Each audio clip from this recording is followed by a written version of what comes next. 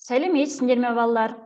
Біз бүгін сіздерге қазіргі заманға Қазақстан мәдениеті бөліміндегі мәңгілік ел ұлттық идеясы тақырыбын өтетін боламыз. Бүгінгі сабақта мәңгілік ел идеясының маңыздылығын бағалаймыз. Енді сендерге өткен сабақты пысықтау үшін бірнеше сұрақтар қоямын. Зайырлы мемлекет ұғымын қалай түсінесің? Қазақстан Республикасы діни қызмет және діни бірлестіктер туралы заңы қай жылы қабылданды? Елбасымыздың сындарлы 10 жыл еңбегі қай жылы жарық көрді? Экстремизмнің, терроризмнің қалай алдын алуға болады? Жарайсыңдар балалар. Барлығында үй тапсырмасына өте керемет жауап бердіңдер. Енді жаңа сабағымыздың тақырыбын ашамыз. Ол үшін суретке мұқият қараймыз. Осы бойынша сендерге сұрақтар қоямын. Ескерткіш қай жерде орналасқан? Ескерткіштің символикалық маңызы қандай? Дұрыс айтасыңдар балалар. Ескерткіш Астана қаласында орналасқан. Ескерткіштің символикалық маңызы бұл мәңгілік ел қақпасы ескерткіші біздің еліміздің жарқын болашағын көрсетіп тұр. Бүгінгі сабағымыздың тақырыбы мәңгілік ел ұлттық идеясы. Бүгінгі жаңа сабақ бойынша жаңа ұғымдармен таныс боламыз. Идея, ілім, ой, адам санасындағы бір нәрсенің бейнесі, сол нәрсе туралы таным ұғым. Мәңгілік ел Қазақстан Республикасы тұңғыш президенті Нұрсұлтан Әбішұлы Назарбаевтың 2014 жылғы қазақстандықтарға жолдауында ұсынылған ұлттық идея. Толеранттылық латын тілінен аударғанда төзімділік, көнбістік, басқа ойға, көзқарасқа, наным-сенімге, іс-әрекетке, әдет-ғұрыпқа, сезім күйге, идеяларға төзімділік, жұмсақтық көрсете білу қасиеті деген ұғымды білдіреді. Қазақстан Республикасының тұңғыш президенті Назарбаевтың 2014 жылғы 17 қаңтардағы Қазақстан жолы 2050, бір мақсат, бір мүдде, бір болашақ атты Қазақстан халқына жолдауында мәңгілік ел жалпы қазақстандық ортақ шаңырағымыздың ұлттық идеясы, бабаларымыздың арманы, біз үшін болашағымызға бағдар ететін, ұлтты үйістіріп, ұлы мақсаттарға жетелейтін идея бар.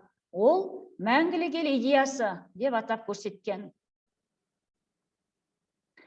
Мәңгілік ел ұлттық идеясының негізіндегі маңызды жалпы ұлттық 7 құндылық. Біріншіден, бұл Қазақстанның тәуелсіздігі мен астанасы. Екіншіден, бұл қоғамымыздағы ұлттық бірлік, бейбітшілік пен келісім. Үшіншіден, бұл зайырлы қоғам және жоғарғы руханият. Төртіншіден, бұл индустрияландыру мен инновацияларға негізделген экономикалық өсім.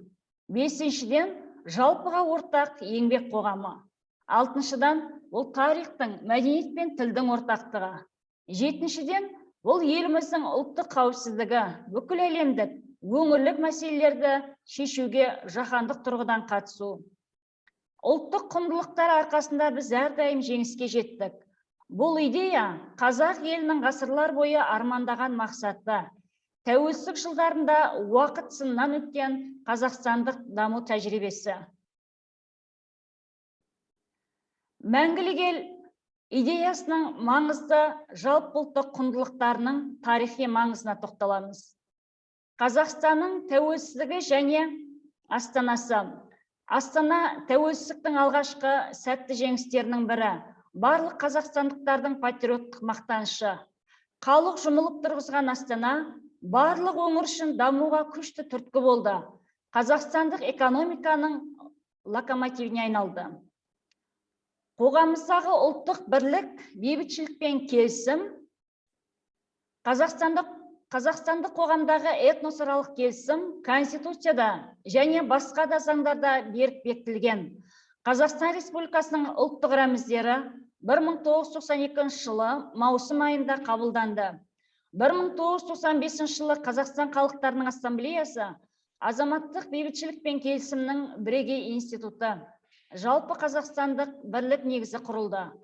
Халқымыздың қоғамдық келісім мен жалпы ұлттық бірлік барлық азаматтардың діни, этникалық, нәсілдік ерекшеліктеріне қарамастан тең құқықтығы әркімнің және барлығының табысы мен лайықты өмірін білдіретін, тұрақты шоғырландыратын фактор.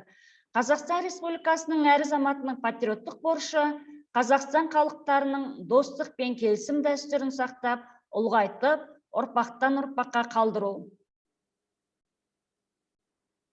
Зайырлы қоғам және жоғарғы руханият. Біздің еліміздің әлемдік қауымдастықта рухани әлем мен келісімнің оң үлгісі ретінде қабылданды. Мемлекеттік және қоғамдық өмірдің зайырлы сипаты экономикадағы өрлеудің, білім беру, денсаулық сақтау және мәдениеттің ұлттық жүйесін табысты дамытудың маңызды шарты. Индустрияландыру мен инновацияларға негізделген экономикалық өсу. Экономикалық өсу бұл біздің ең маңызды міндетіміз. Қазақстанның өңірлік және жаһандық бәсекеге қабілеттілігі осыған тікелей байланысты. Қазіргі таңда Қазақстан дамыған елдер Қытай, Малайзия, Түркия елдерімен ұзақ мерзімді жоспар бойынша жұмыс жасауда. Біздің басты міндетіміз өндірісті, білім мен ғылымды біріктіру, инновациялық, индустриялық кластерлер дамыту. Жалпыға ортақ еңбек қоғамы. Жалпыға ортақ еңбек қоғамы қазақстандарды әлеуметтік жұмыспен қамтудың ең маңызды шарты. Қазақстандық отбасыларының табысының тұрақты өсуінің, өмір сапасын үнемі жақсарту, барлық қазақстандық еңбекшілердің шығармашылық және өмірлік әлеуеттерін толықтай ашу кешені. Еңбек өнімділігін өнеркәсіпте, ауыл шаруашылығында, энергетика және инфрақұрылымдық қызмет салаларында арттыру бүкіл қазақстандықтардың алдында тұрған үлкен міндет. Тарихтың, мәдениет пен тілдің ортақтығы. Туған жеріміздің тарихында бірнеше мыңжылдықтар бар. Оның беттерінде ата-бабаларымыздың ұлы істері сақталған. Қазақ халқының тарихы бұл бірігу тарихы. Тек бірліктің арқасында ғана қазақтар бірегей мәдени өркениетке, ортақ тілге және дәстүрге ие халық ретінде сақталып қалды. 2004 жылы Назарбаевтың мәдени мұра бағдарламасы қабылданды. Әрбір нағыз патриоттың парызы мемлекеттік тілді білу және отандастарымызға оны меңгеруге көмектесу.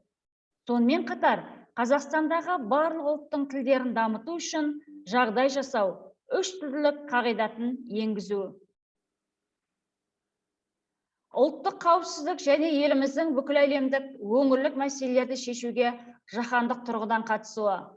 Қазақстан Республикасының тұңғыш президенті Нұрсұлтан Назарбаевтың 2018 жылғы қазақстандықтардың әл-ауқатының өсуі, табыс пен тұрмыс сапасын арттыру атты халыққа жолдауы және сол жылы жарық көрген ұлы даланың 7 қыры атты мақаласы мәңгілік ел жалпыұлттық идеясының құндылықтарын айқындап берді. Мәңгілік ел идеясының жалпыұлттық құндылықтарының тарихи маңызы өте зор. Қазіргі таңда бүкіл Батыс Еуропа немесе 5 Францияны қамтитындай орасан зор аумақты қорғап қалу тек рухы мықты, жауынгерлік қасиетке ие тұрғындар, берік идеологиясы бар қуатты мемлекеттің ғана қолынан келеді. Біз мыңдаған жылдарды артқа тастап, тағдыр соқпағынан сүрінбей өтіп, мемлекеттігіміз, тіліміз, мәдениетіміз бен жазуымызды сақтай отырып аман қалдық. Келешекте осы құндылықтарымызды ғасырлар мен мыңжылдықтар бойы жоғалтпай, мәңгілік ел идеясын болашақтың бағдаршамы ретінде ұсынатын боламыз. Жоғарыда айтып өткен ұлттық идея құндылықтары қоғамның өзекті мәселелерін шешуге бағытталған, ұлтпен бірге өмір сүреді. Ал енді балалар, бүгінгі оқып үйренген тақырып бойынша мен сендерге бірнеше тапсырма әзірледім. Бірінші тапсырма маңыздылық матрицасы. Бұл тапсырма бойынша дескриптор мәңгілік ел ұлттық идеясы жалпыұлттық құндылықтарының маңызын анықтаймыз. Мәңгілік ел ұлттық идеясы жалпы ұлттық құндылықтарының маңызын кестеге түсіреміз. Жақсы балалар, енді өздерінің жауаптарыңды дұрыс жауаппен салыстыра қойыңдар.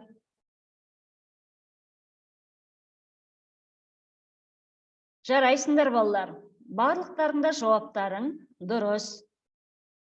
Енді екінші тапсырмаға көшейік. Қалыптастырушы тест тапсырмалары. Мұқият назарларыңыз экранда болсын. Сұрақтарға қарап, көрсетілген 4 жауаптың бірін таңдаңыз.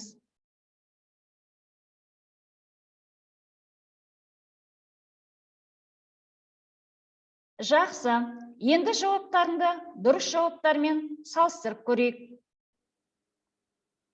Бірінші сұрақ: мәңгілік ел идеясы жаңа нұсқасының ұсынылған жылы? Дұрыс жауабы 2014 жыл. Екінші сұрақ: Қазақстан Республикасы ұлттық рәміздері қай жылы қабылданды? Дұрыс жауабы 1992 жыл маусым айында.